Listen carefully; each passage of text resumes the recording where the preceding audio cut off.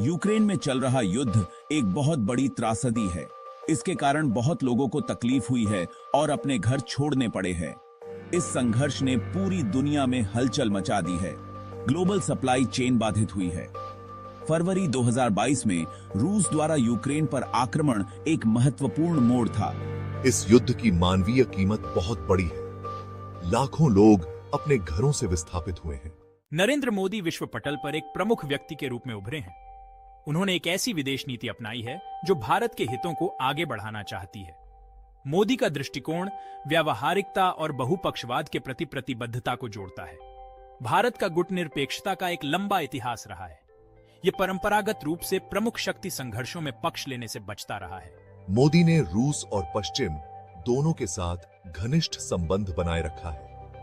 भारत को संभावित रूप से मध्यस्थता की भूमिका निभाने के लिए एक अनूठी स्थिति प्रदान की है। अंतर्राष्ट्रीय शांति प्रयासों में योगदान करने का भारत का एक लंबा और शानदार इतिहास रहा है। भारत संयुक्त राष्ट्र शांति अभियानों में एक प्रमुख योगदान करता रहा है। अंतर्राष्ट्रीय मंचों पर भारत की भूमिका बढ़ी है। महात्मा गांधी का अहिंसा का दर्शन अंतर्राष्ट्रीय संबंधों के प्रति भारत के दृष्टिकोण को प्रेरित करता रहता है। रूस यूक्रेन संघर्ष किसी भी संभावित मध्यस्थ के लिए अनूठी चुनौतियां पेश करता है। यह संघर्ष बहुत ही गंभीर है, जिसमें दोनों पक्ष समझौता करने की बहुत कम इच्छा दिखा रहे हैं। रूस और पश्चिम दोनों के साथ भारत के घनिष्ठ संबंध संवेदनशीलता पैदा करते हैं। भारत को इन रिश्तों को सावधानी से निभाना चाहिए। यह दिखाने से बचना चाहिए कि वो किसी एक पक्ष का समर्थन कर रहा है। इस संघर्ष ने मौजूदा भू राजनीतिक तनावों को और बढ़ा दिया है, जिससे रूस और पश्चिम के बीच विभाजन गहरा गया है। घरेलू राजनीतिक विचार भी एक कारक है। भारत को अधिक निर्णायक रुख अपनाने के लिए दोनों ओर से दबाव का सामना करना पड़ रहा है।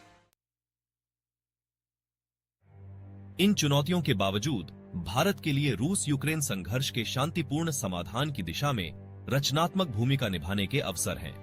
भारत की गुटनिरपेक्षता की स्थिति और दोनों पक्षों के साथ उसके अच्छे संबंध उसे एक हद तक विश्वसनीयता प्रदान करते हैं, जो कुछ अन्य देशों के पास है। भारत वॉरत पक्षों के बीच बातचीत की सुविधा प्रदान कर सकता है, संभवतः वार्ता की मेजबानी कर सकता है या संचार के लिए एक गुप्त माध्यम के रूप में कार्य कर सकता है। भारत संघर्ष को संबोधित करने के उद्देश्य से बहुपक्षीय पहलों का भी समर्थन कर सकता है। संयुक्त राष्ट्र या अन्य अंतर्राष्ट्रीय संगठनों के माध्यम से काम कर सकता है। भारत संघर्ष से हुए आर्थिक और मानवीय नुकसान को दूर करने के लिए क्षेत्रीय सहयोग को प्रोत्साहित कर सकता है। अंतर्राष्ट्रीय समुदाय रूस यूक्रेन संघर्ष में भारत की भूमिका को करीब से देख रहा है। कुछ देश भारत को एक संभावित शांतिदूत के रूप में देखते हैं। उम्मीद करते हैं कि भारत अपने प्रभाव का उपयोग रूस को युद्ध समाप्त करने के लिए मनाने के लिए कर सकता है। अन्य अधिक संशयवादी हैं। उन्हें संदेह है कि रूस के साथ घनिष्ठ संबंधों को देखते हुए भारत एक महत्वपूर्ण भूमिका निभा सकता है।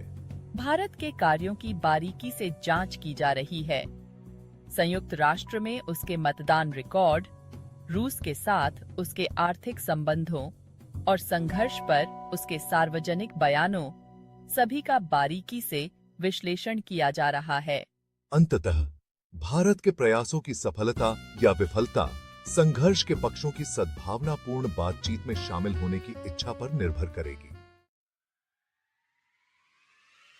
रूस यूक्रेन संघर्ष अंतर्राष्ट्रीय व्यवस्था के लिए एक निर्णायक क्षण है।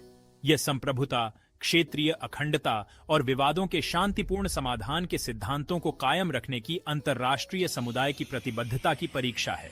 भारत गुटनिरपेक्षता की अपनी लंबी परंपरा, शांति स्थापना में अपने अनुभव और अपने बढ़ते वैश्विक प्रभाव के साथ इस संकट के शांतिपूर्ण समाधान की तलाश में रचनात्मक भूमिका निभाने की क्षमता रखता है। इस जटिल और चुनौतीपूर्ण स्थिति से निपटने में प्रधानमंत्री मोदी का नेतृत्व महत्वपूर्ण होगा। दुनिया देख रही है, दांव ऊंचे हैं, उम्मीद अभी बाकी है कि भारत एक अधिक शांतिपूर्ण और स्थिर दुनिया में योगदान दे सकता है।